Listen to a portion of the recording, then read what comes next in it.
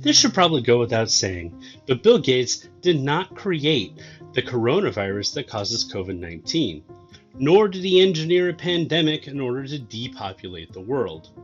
And yet, conspiracy theories saying just this are everywhere on social media, not just in the United States, but around the world on a variety of platforms. Here, Forbes contributor Bruce Y. Lee, who's a healthcare researcher studying this and previous pandemics, talks about these conspiracy theories, why they're so dangerous, and why people believe them. If you look at this pandemic, you've got the virus spreading, but what's actually been spreading in some ways much faster than the virus itself has been these conspiracy theories. It's good to have theories. Like, you don't want to sit there and say, I accept the world as it is, I'm not questioning, I will do whatever I'm told. But you have to go through the steps. You've got to say, okay, let's test it first, and then let's see what evidence, and let's be very transparent. Let's be open about what the limitations are. And some of the theories and some of the questions, people questioning things and suspecting quote unquote conspiracies with things have actually turned out to be correct. There was the concern for a while that tobacco companies were covering up the risks of smoking. And eventually there was studies which showed, yes, there was knowledge that smoking can lead to cancer.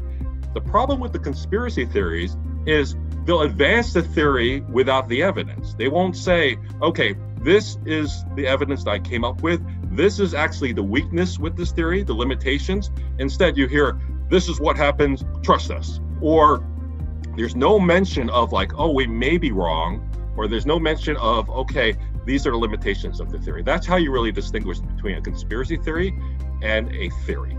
But the risk with these conspiracy theories is they can distract and they can pull attention away and they can waste time from actually providing solutions. So people talking about like these conspiracy theories about the origin of the virus, when we actually really need to focus more time and energy in coming up with solutions.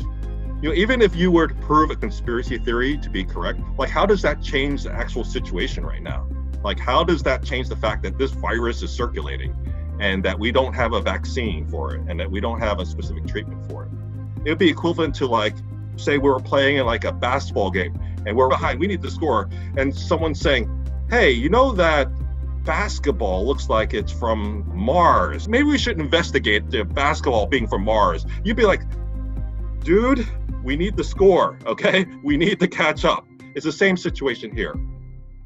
Conspiracy theories can actually stigmatize certain groups of people and certain individuals and bring on negative stereotypes that are not warranted. So accusing particular groups of people or particular individuals for this pandemic when there's no real scientific evidence can raise the ugly specter of bigotry and racism, or try to decrease people's trust in certain groups like the medical profession or scientists.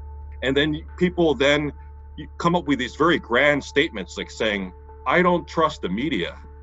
Well, the media is not like one big, large clump of people. The media actually, there's many different types of media. There's many different reporters, etc.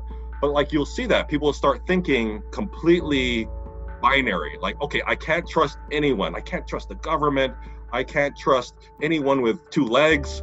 Then, you know, where are we left? We're left in a situation where everyone's paralyzed because they don't know what to do. So those are the dangers of these conspiracy theories, and they're real dangers. But the challenge is some of these conspiracy theories are being very aggressively spread by things like bots. They're very well orchestrated. Maybe the social media platforms, you know, should they have a role in terms of regulating what is actually just chatter and talking and what is actually deliberate attempts at propaganda that's not justified by science. It's no longer a free speech issue. It's actually, what do you do about people who are actually trying to deliberately spread things?